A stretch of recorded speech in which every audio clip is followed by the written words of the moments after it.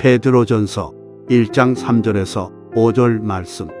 우리 주 예수 그리스도의 아버지 하나님을 찬송하리로다. 그의 많으신 긍휼대로 예수 그리스도를 죽은 자 가운데서 부활하게 하심으로 말미암아 우리를 거듭나게 하사 산 소망이 있게 하시며 썩지 않고 더럽지 않고 쇠하지 아니하는 유업을 있게 하시나니 곧 너희를 위하여 하늘에 간직하신 것이라. 너희는 말세에 나타내기로 예비하신 구원을 얻기 위하여 믿음으로 말미암아 하나님의 능력으로 보호하심을 받았느니라. 아멘. 오늘 우리는 방금 베드로전서 1장 3절에서 6절 말씀을 함께 읽었습니다. 오늘 본문 중심으로 하나님을 찬송할 이유라고 하는 제목으로 말씀을 증거하도록 하겠습니다. 우리들의 삶에 항상 채워져야 하는 가장 복된 모습 중 하나는 찬송하는 모습입니다. 왜냐하면 하나님께서 이를 위해 우리를 지으셨기 때문이지요. 때문에 성도들의 심령 속에는 찬송으로 채워져야 하고 그 찬송이 입술을 통해 솟구쳐 나와야 할 줄로 믿습니다. 마치 깊은 산속 옹달샘에서 맑고 맑은 물이 끊임없이 퐁퐁 솟아나듯이 우리의 심령이 찬송으로 채워지고 그 채워진 찬송이 우리의 입술로 선포될 때 하나님 분명 영광 받으실 줄로 믿습니다. 그러므로 우리가 믿는 하나님은 오늘도 우리가 부르는 찬송을 통해 영광 받으시고 또 그 찬송을 통해서 당신의 무한한 능력을 펼치시는 하나님이신 것을 믿습니다. 오늘 우리는 방금 베드로전서 1장 3절에서 6절 말씀까지를 읽었습니다. 베드로전서는 베드로 사도가 당시 로마 제국의 핍박으로 인하여 흩어져 살고 있던 성도들에게 보낸 서신입니다. 이 서신을 받는 말하자면 성도들은 언제 로마 군인에 의해서 자신들이 체포되고 그리고 언제 사형장의 이슬로 사라질지 모르는 그러한 고난과 핍박 속에 살아야만 했던 사람들입니다. 그러므로 지금 이 베드로 전서의 수신자들은 한마디로 인간의 힘으로는 도저히 감당기 어려운 환난 중에 처해 있었다는 것이지요. 때문에 이 베드로 전서는 이렇게 환난 중에 있던 교회와 성도들을 위로하고 그들의 신앙을 확고히 세우고자 목적을 둔 바로 서신으로 보면 되겠습니다. 그런데 오늘 우리가 함께 읽었습니다마는 서두에 보니 시작하는 말씀이 찬송하리로다 하는 말씀으로 시작되고 있다는 것이지요. 참으로 놀라운 일이 아닐 수 없습니다. 베드로 사도, 지금 이 베드로 전서를 받아보고 있는 이 기독교인들이 지금 어떤 형편에 처해 있는지 누구보다도 잘 알고 있었을 겁니다. 그럼에도 불구하고 그들에게 보낸 서신이 첫 서두에 찬송하리로다 하는 말씀으로 권면하고 있다고 하는 것은 놀라운 일이 아닐 수 없다는 것이지요. 이유가 뭘까요? 이유가 뭘까? 언제 자신들이 체포되어 사형장의 이슬로 사라질지 모르는 그 긴박한 고난 속에서 하루하루를 살아가야만 했던 기독교인들을 향해서 여러분 찬송하세요. 이유가 뭘까? 오늘 본문을 통해서 그 이유를 여러분과 함께 살펴보도록 하겠습니다. 그래서 우리 가운데도 환경을 초월하는 그런 찬송을 통해서 올려드릴 수 있기를 주의 이름으로 축원합니다. 3절을 한번 보십시오. 첫 번째 이유가 뭐냐? 3절을 보니 우리를 거듭나게 하사 하는 말씀이 있습니다. 그렇습니다. 지금 베드로 사도는 우리가 거듭나게 하심의 은혜를 입었으니 환난 중에도 찬송할 수 있지 않느냐라는 겁니다. 여기서 거듭나게 하셨다는 이 말씀은 우리를 죄에서 구원해 주셨다는 뜻이지요. 사랑하는 성도 여러분, 거듭나지 못한 인생, 구원의 은혜를 입지 못한 인생의 종착역을 생각해 보셨습니까? 히브리서 9장 27절의 말씀이지요. 한 번 죽는 것은 사람에게 정해진 것이고 그 후에는 심판이 있다고 말씀하고 있습니다. 그리고 그 심판의 결과는 영원히 꺼지지 않는 지옥불임을 말씀하고 있습니다. 그런데 여러분, 예수 그리스도께서 우리의 인생의 종착역을 바꾸어 놓으셨다는 사실입니다. 그리고 말씀하시지요. 내가 길이요 진리요 생명이니 나로 말미암지 않고는 그 누구도 아버지께로 올 자가 없다고 말입니다. 그리고 구원 받을 만한 다른 이름을 우리에게 주신 적이 없다고 말씀합니다. 사랑하는 성도 여러분, 왜 우리가 고난 중에도 하나님을 찬송해야 됩니까? 오늘 본문에서 그 첫 번째 이유를 말씀합니다.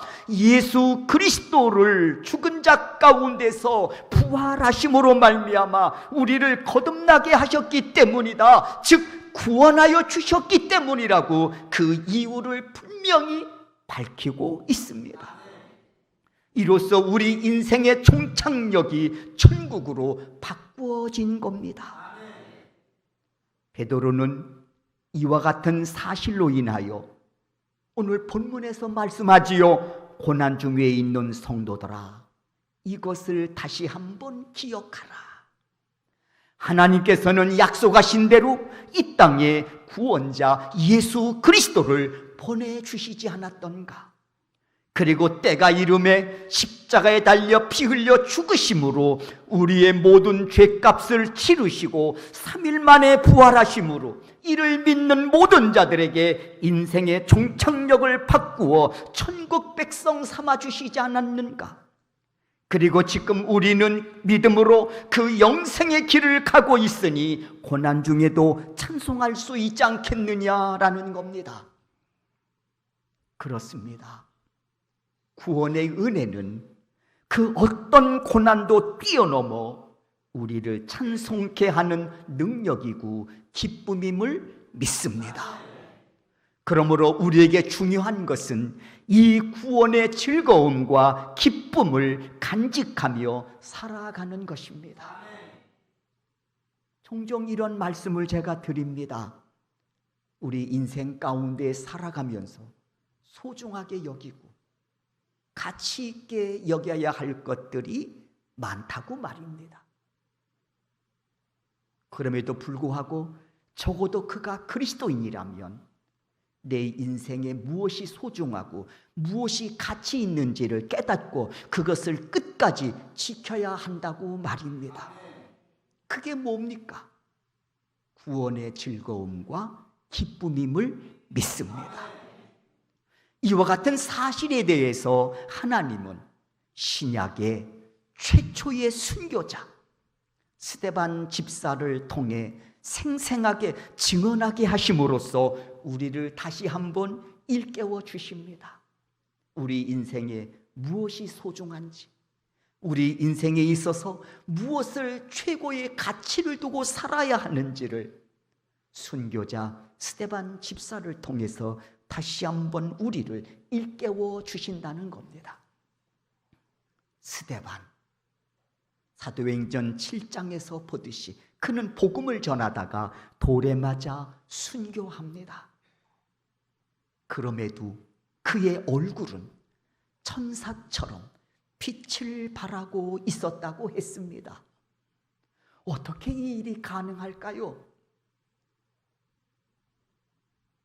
사람은 누구나 상대방에게 조금 자존심 상하는 이야기를 들어도 얼굴빛이 확 바뀌어버리는데, 스데반 집사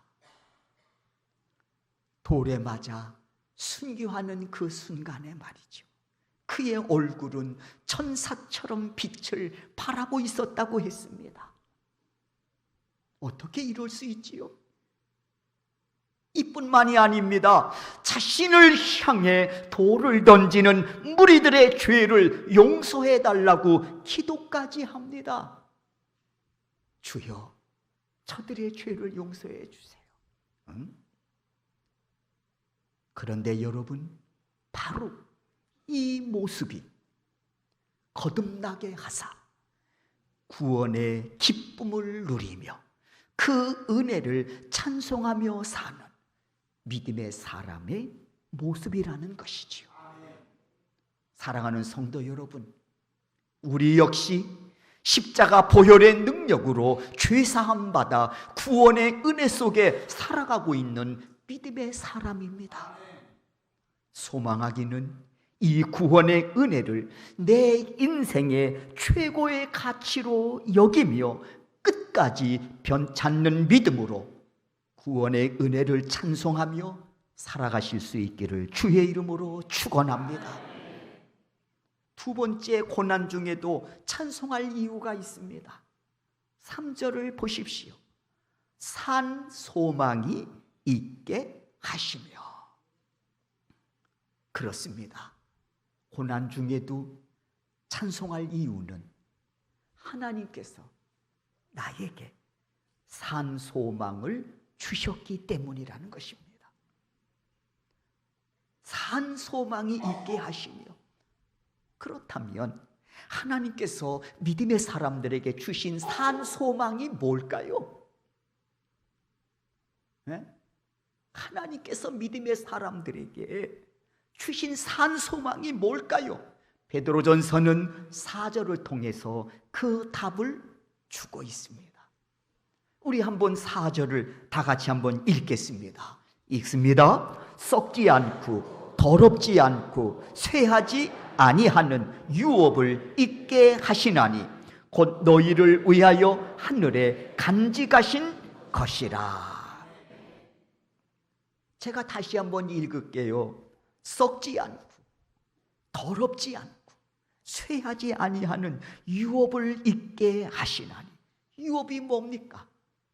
믿음의 사람들에게 주실 유업이 뭡니까? 하나님의 나라, 상속받게 하시겠다는 약속 아닙니까? 그게 믿음의 사람들에게 주신 유업 아닙니까? 그 유업을 있게 하시나니 곧 너희를 위하여 하늘에 간직하신 것이라. 그러므로 산 소망은 우리가 언약의 백성으로서 유업을 받게 될, 상속받게 될 하나님의 나라를 가리키고 있는 것입니다. 적어도 믿음의 사람들에게 하나님께서 주신 이 유업이 우리에게 산 소망이라고 하는 것이지. 때문에 믿음의 사람들은 이 소망으로 고난과 환난을 넉넉히 이겨냈다고 했습니다. 방금 말씀드린 스데반 집사 역시 돌에 맞아 순교의 고난을 당하면서도 두려움에 떤 것이 아니라 천사처럼 그의 얼굴이 빛을 발할 수 있었던 것이지요. 그리고 자신을 향해 돌을 던지는 무리들의 죄를 사하여 달라고 기도할 수 있었던 것입니다. 왜요? 그에게는 하늘나라라고 하는 산 소망으로 무장되어 있었기 때문이었습니다. 이렇게 구원을 받은 자들이 소유한 산 소망은 세상이 감당치 못할 감사와 기쁨으로 충만케 함으로 그들의 삶을 이끄는 동력이 되었던 것이지요. 베드로 역시 이 산 소망으로 무장되어 있었기 때문에 자신이 먼저 고난 중에서도 구원의 즐거움을 누릴 뿐만 아니라 한 걸음 더 나아가서 고난 중에 있는 성도들에게를 향하여 날 구원하신 하나님을 찬송하라고 권면하고 있는 것입니다. 베드로 역시 십자가에 거꾸로 매달려 순교한 순교자 아닙니까? 때문에 베드로 역시 고난 중에서도 구원의 즐거움을 누릴 뿐만 아니라 한 걸음 더 나아가서 고난 중에 있는 성도들에게도 날 구원하신 하나님을 찬송하라고 권면하고 있다는 겁니다. 사랑하는 성도 여러분, 여러분도 알고 계시지요? 우리 역시 그 구원의 은혜로 산 소망으로 채워주셔서 오늘도 하나님의 몸된 성전에 나와 예배하고 있는 줄로 믿습니다. 그러므로 우리는 누가 뭐라고 해도 구원받아 산 소망을 가지고 오늘을 살아가는 믿음의 사람들입니다. 그런 의미에서 우리는 천국을 무비자로 가는 이중 국적자들이라고 하는 겁니다. 8월에도 우리 23명 단기 선교팀이 다녀왔습니다만 오늘 역시 우리 선교회장님들 중심으로 그리고 우리 장로님들 합세하셔서 17분이 선교지를 이제 향해서 가셨다가 수요일 날 아침에 공항에 도착하시게 됩니다. 캄보디아는 저개발 국가이지만 비자를 받아야 갈 수 있는 나라입니다.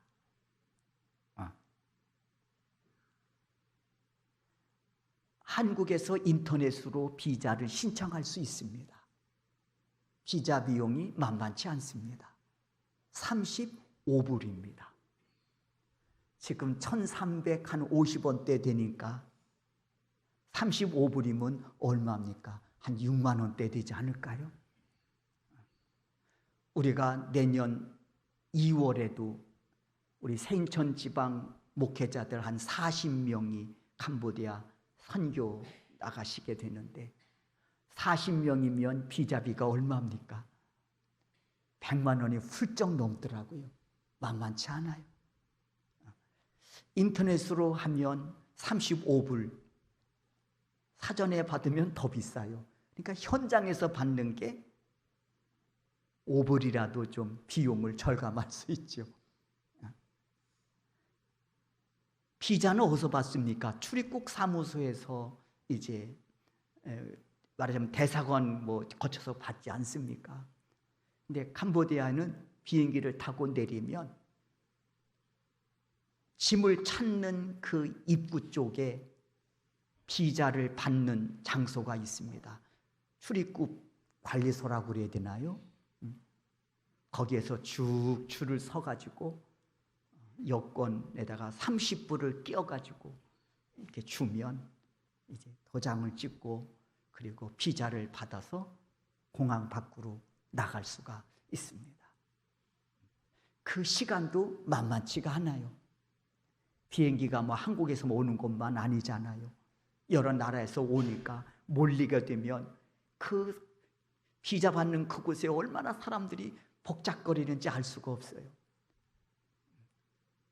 한 100명이 쭉 앉아 계신데 나는 왜 거기 앉아 계신지 그분들 잘 이해를 못 하겠어요. 그냥 컴퓨터로 이렇게 빨리빨리 하면 참 좋을 텐데 여기다 비자를 내면 한 사람씩 건너가는데 도장 한번 찍는데 그렇게 13사람씩 거쳐가야 되나 생각이 들어. 답답하기 그지가 없어. 좀 빨리 찍고 좀 나가고 싶은데 아무튼 그것도 그분들의 또 직업이시니까 아마 그러지 않나 싶기는 한데 캄보디아를 들어가도 30불을 내고 비자를 받아서 들어간단 말입니다. 천국 무비자로 갈 수 있다는 것이 여러분 얼마나 감사한 일인지 생각해 보셨습니까?